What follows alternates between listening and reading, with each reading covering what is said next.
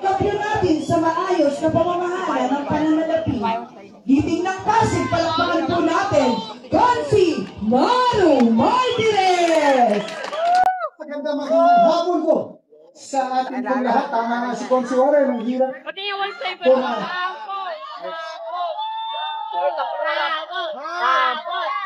I saw the lights on the night that passed by her window. I saw the flickering shadows of love upon her blind. Sabay-sabay po tayo! She was my woman.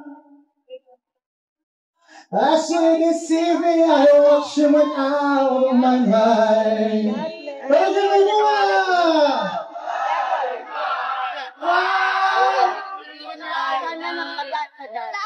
Pero yung Delilah, kaya ko lang po yung nakanta, no? Minsan kasi, ayun lang, bahagi ko na rin po. Ang aking pong tatay ay sumakabilang buhay niya. Pero may mga iwan pong lessons sa atin. At sa akin, especially, na kahit ano pong papasukin natin sa buhay, kailangan ibigay po natin ang todo-todo ang meron po tayo. Kaya po maraming salamat kung 2022.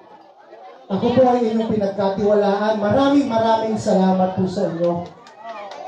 At hindi po natin sinayang ang pagkakataon. Tinodo-todo po natin lahat ng kaya po natin. Ang trabaho po ng isang konsyal ay gumawa po ng mga ordinansa at mga resolusyon. Nasa positibong paraan, makakabago po ng ating mga buhay. At ang naiatado po ay naiatas po sa atin na komite ay may kinalaman po sa pananalapi na kung saan binukas po natin ng libro ng budget, ang pondo ng taong bayan, hindi lang po ng lokal, kundi rin po ng mga barangay. Nakita po natin ang tamang proseso kung paano talaga inaatado ang pondo ng taong bayan. At roon din po natin na masigurado ng mga programa, mga serbisyo po natin ay pangmatagalan at masigurado ang pupondohan. Andyan po yung sa social services po natin. Mamaya, babanggitin po about sa senior citizens, sa persons with disability, at lalo-lalo na po sa solo parent. Dito po sa Barangay Maybunga, ay isa rin po sa nagsimula ng mga solo parent dito sa lungsod ng Pasig. 5 years, 6 years ago, alam niyo po, halos hindi po pansinin ang mga benepisyo ng mga solo parent. Pero sa liderato po ni Mayor Vico, isa po tayo sa unang lungsod na nakapagbigay po ng mga benepisyo sa mga solo parent po natin. Na subsidiya po ng 1,000 pesos kada buwan. Pero hindi lang po yan, sinigurado po natin na pangmatagalan yan, sinigurado po natin na kaya po yan tindigan ng ating lungsod. Papalitan man po ang mga politiko o kung ano man po mga programa ang kakailanganin pa. Dahil sinisigurado natin na bawat programa po natin ay sustainable at pwede pong maipasa sa susunod na henerasyon. Okay pa po ba? O kakanta na po muna dapat. Alam niyo po, yan po kasi ang trabaho talaga ng isang konsyal. Yung mga polisiya po na yan po ay dapat maibahagi po namin sa inyo. Pero ngayong 2025, haba eh. Aabutin tayo ng gabi pag inisa-isa po natin sa mga social media page po natin. Nandiyan naman po kanina. Actually, may mga sangguniang kabataan din po na nagpasa ng kanilang mga budget. Kung makikita po natin doon kung paano hinihimay ang bawat piso ng pondo, busog na busog at siksik-liglig po ang mga programa natin. Kaya kung may programa ng sangguniang kabataan, may programa po ang barangay, may programa ng lokal na pamahalaan, siguraduhin po natin na makikisa at makikilahok po tayo dito. Bakit po? Dahil pera din po ng taong bayan ang gagamitin po natin dyan. Hindi po pera ng politiko, pera po natin lahat. Kaya dapat, bukod sa may alam po tayo, dapat makialam din po tayo lahat. At tama nga po si Warren na hindi ako, dito naman po ako magpapaliwanag ng bahagya. Ngayon pong 2025, alam naman po natin, meron pong eleksyon, tama po? Ito po ang oras natin ng pagpili. Pero ngayong hapon, hindi ba wala naman pong namilit sa atin? Tama ba? Wala pong nanakot sa atin, wala pong namuwersa sa atin na magpunta dito ngayong hapon. Ito po ay kusang loob natin dahil gusto po natin mapakinggan, malaman ang mga programa, malaman po ang mga plano ng ating lokal na pamahalaan. Yan pong laya na yan, meron din po tayo yan pagdating ng Mayo. Kung sino po ang titindigan natin, bakit po natin ipaglalaban. Lahat po ng Pasigueño, malayang-malaya. Pero ito pong eleksyon na ito, hindi po ito tungkol sa inyong mga leader. Hindi po ito tungkol sa mga politiko at iilang Pasigueño. Ito po ay tungkol sa lahat ng Pasigueño ng hinaharap at Pasigueño ng kasalukuyan at Pasigueño po ng kinabukasan. Dahil pagdating po ng Mayo 12, ang eleksyon po na ito ay tungkol na po sa pagtindig natin sa ating mga prinsipyo at tungkol po sa ating mga pinaglalaban. Lahat po ng tinitindigan natin about good governance, kung makikita po natin na paano po natin ipaglalaban, tama po, again na may alam tayo, pero dapat ngayon po, meron na tayong pakialam. Dahil ang lungsod po ng Pasig, tama rin naman po ang sinasabi, wala pong perpektong gobyerno, pero dito po sa lungsod ng Pasig, nasa mabuting gobyerno na po tayo. At huwag na po natin itong pakakawalan. Sige, ituloy po natin. At ngayon po, kumbaga sa basketball, nasa fourth quarter na po tayo. Last 2 minutes na po ito. Tinindigan na po natin ang 6 na taon. Baliwala po ang nilamang natin ang first, second, third quarter. Kung sa last 2 minutes po ng basketball, ibibigay po natin sa ibang bola. Siguraduhin po natin na ito pong laban na ito, ipapanalo natin para sa gobyerno ng mabuting pag-gobyerno, ipapanalo po natin para sa susunod na henerasyon ng Pasigueño. Dahil titindigan po natin, pag ipinasa na po natin ito sa kanila, sigurado po na handang-handa na po tayong lahat. Muli po, kailangan kakanta po ako ulit. Kalahati lang po talaga. Ang mabuting pag-gobyerno po natin ay sisimulan po natin sa numero 1 sa balota, number 1, Congressman Roman Romulo. Number 4, Mayor Vico Soto. Number 3, Vice Mayor Dodot Jaworski. So 1, 4, 3 po na yan. May number 1 at number 4. Ang number 14 po sa balota na konsihal ang pinagsamang pagmamahal at pag-asa po ng ating lungsod. Councilor Maru Martires, straight hitting ng Pasig po tayo. Mabuhay po kayo lahat. Ayan, maraming salamat po. Number 14 sa ating mga balota. Ibotong muli, Consi Maru Martires. Salamat sa inyo.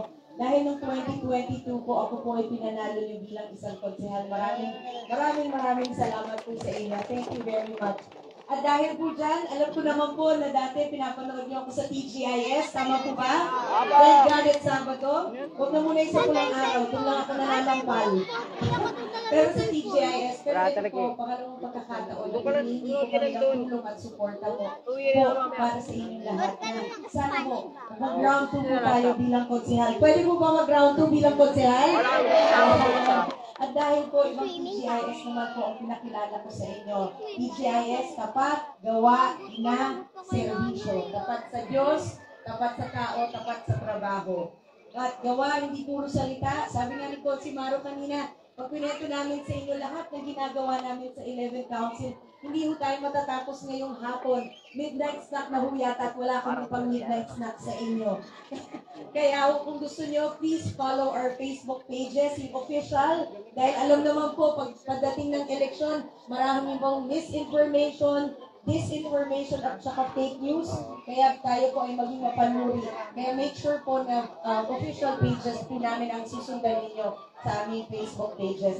At syempre, na laging inaalagaan ng pamilyang Pasigueño mula po sa solo parents, sa senior citizen, at syempre sa persons with disability. At syempre, ang nais po talaga natin, palakasin pa po ang pamilyang Pasigueño. At syempre, ang S, ang servisyo hindi mapapagod at laging nakapite habang nagseservisyo sa inyo dahil napakasarap naman po talagang pagservisyo ng bawat Pasigueño. Kaya ngayon po, itong pagkakataon na itong 2025, hindi po na lang po pang sarili.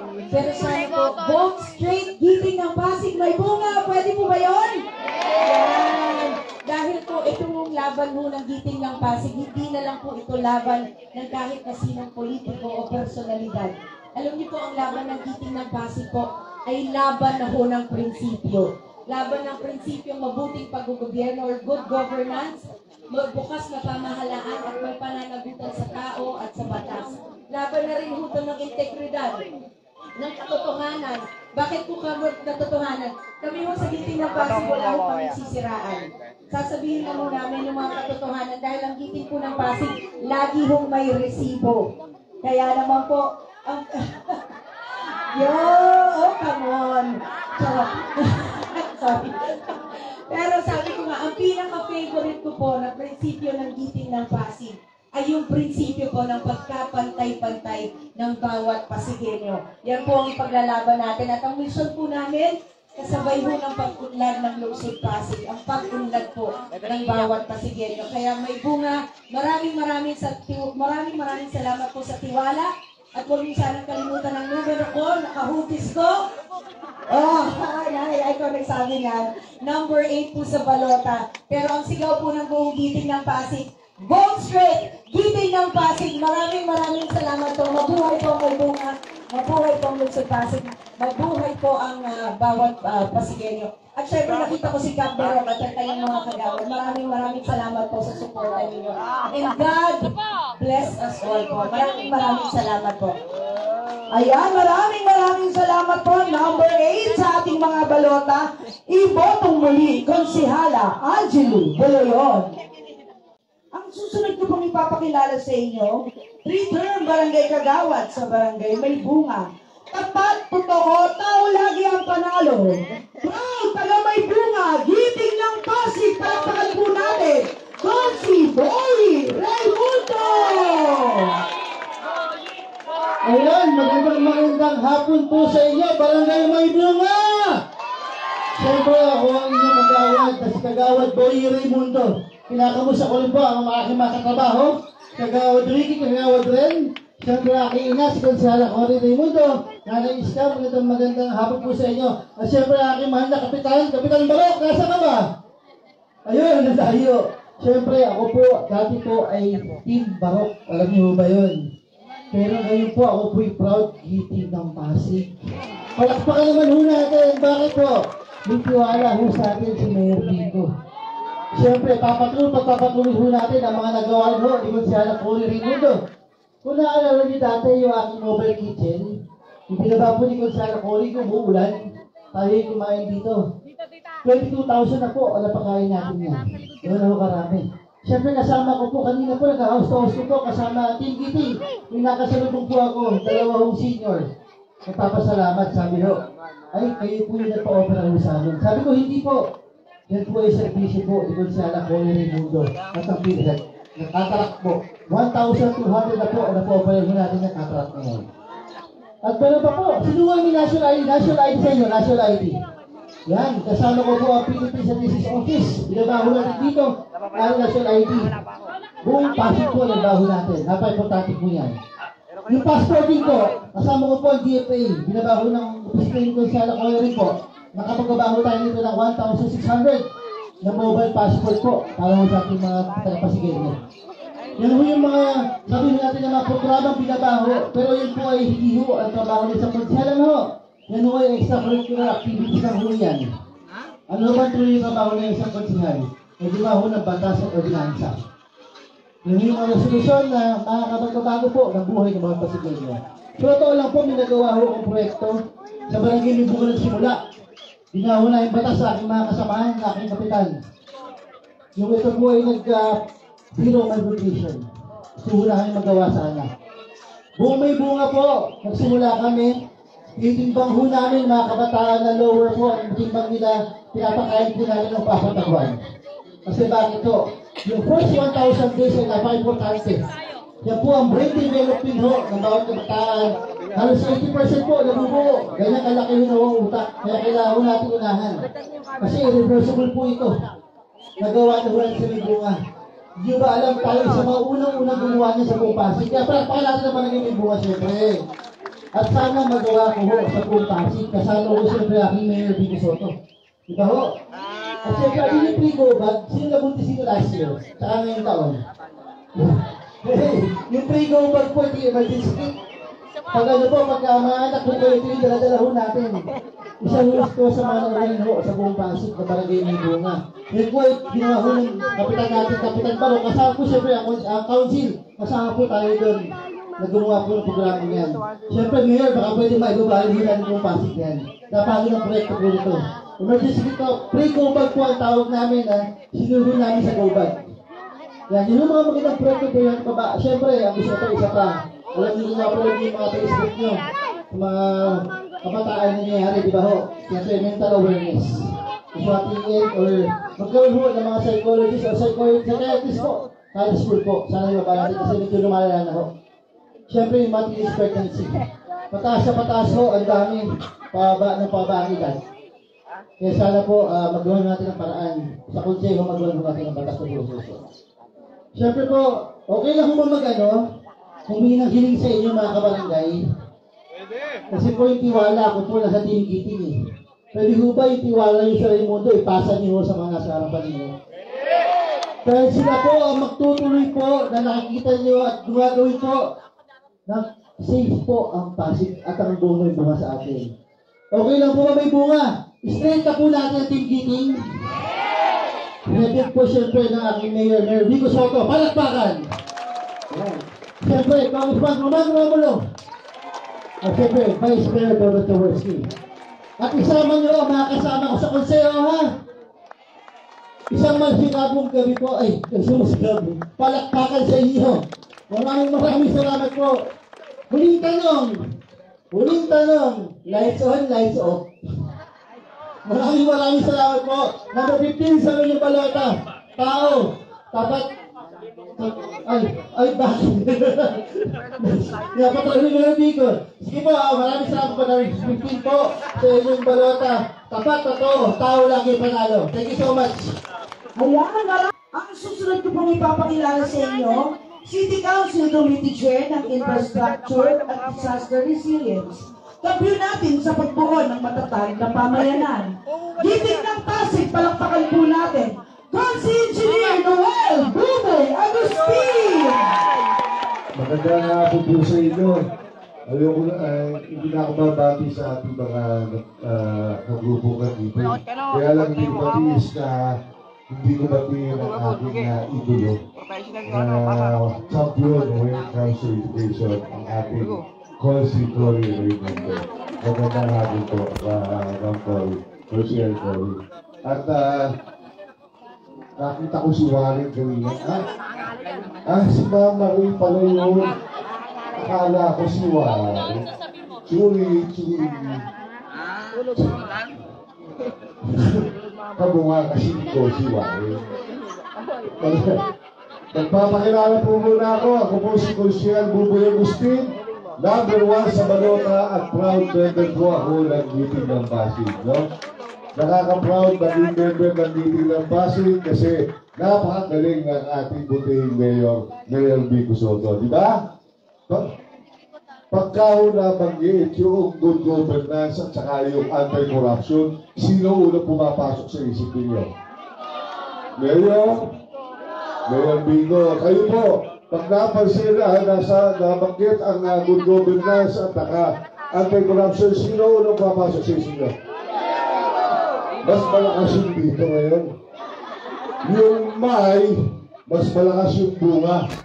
Tama ba? Yung ko na lang. May, bunga. Okay.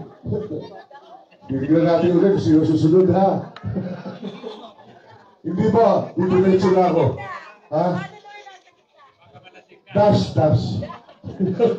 Wala pa lang bandasyon. Space na lang. Wala rin space eh. Kaya mo na lang eh. Binibigyan mo. Pinapabigyan mo yung problema o si ITV. Ang dali eh. Pinahihirapan mo pa eh. Anyway, didiretsuhin ko na po.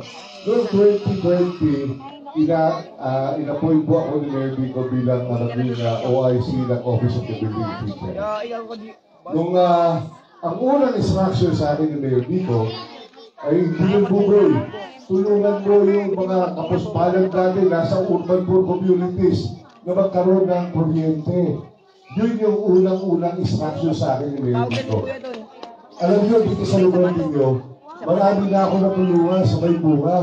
Kaya lang, dito mismo sa lugar ninyo, medyo may problema. Dalawa yata hanggang 3 ang asosasyon. Ngayon, doon ako nahirapan sa pagtulong sa kanila.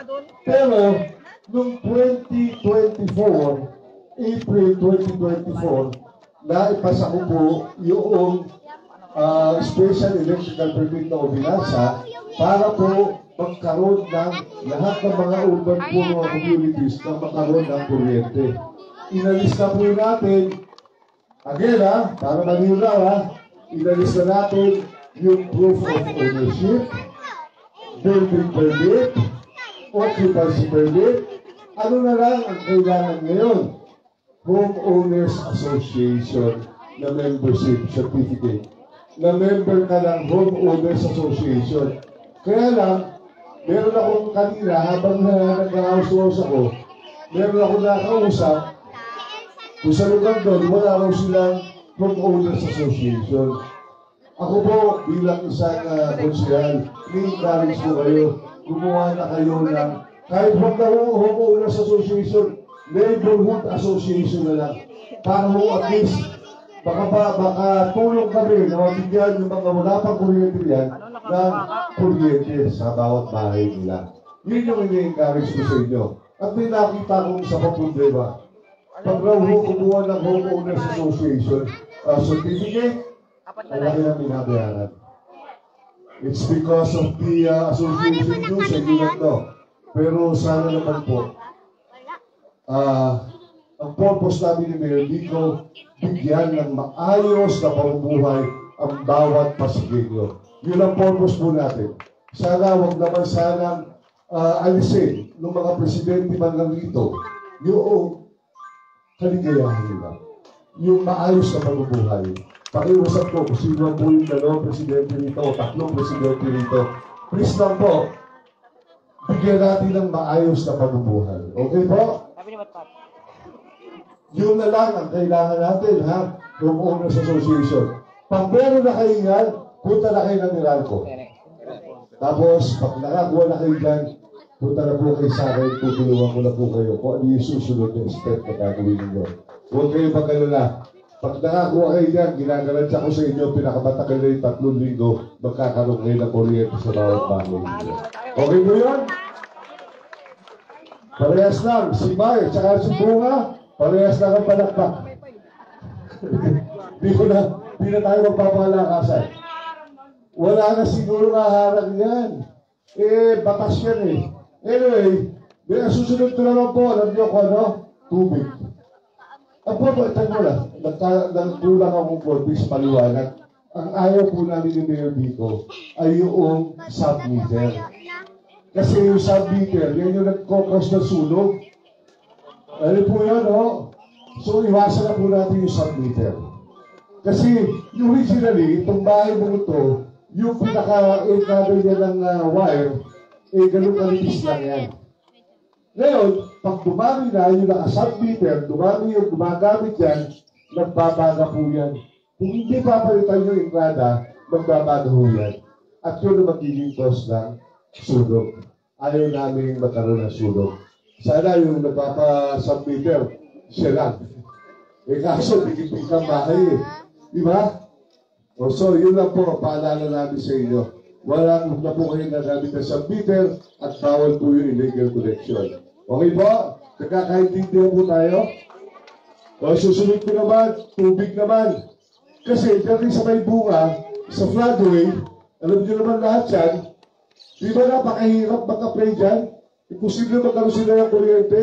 Ngayon, proud ako sabihin sa inyo, halos lahat po dyan, meron ng kuryente. O, palakpak naman. Ang susunod naman natin, tubig. Bakit tubig? Yung papaligo nila, mas mahal pa sa mineral water. Kasi napagsasamantalahan naman sila noong mga meron tubig. Kaya ngayon, ayusin po natin yan sa tulong natin mga konsehal na nandito na nagkagandahan lalaki at nag-iisang magandang babae. Kaya po, ha? Sip-sip? Ako? Sip-sip? Sexy? Oo, number 8 eh. Siyempre. So, So, yun po ang ating plano ngayon. Sana po, huwag niyo pong kalimutan at sana ilagay niyo sa puso niyo si Consiel Buboy Agustin, siguradong liliwanag ang buhay ninyo. Ano ba? Parang bumbilya. Nakalimutan ko yung parang bumbilya. Parang bumbilya. Bumbilya ng Museo, Buboy Agustin. So, number 1 po sa balota. Hindi mo po magandang titigan, pero kung initignan. Magandang hapon sa inyo lahat. Thank you po. Ayan, maraming salamat po. Number 1 sa ating mga balota, ibotong muli, Konsehal Buboy Agustin.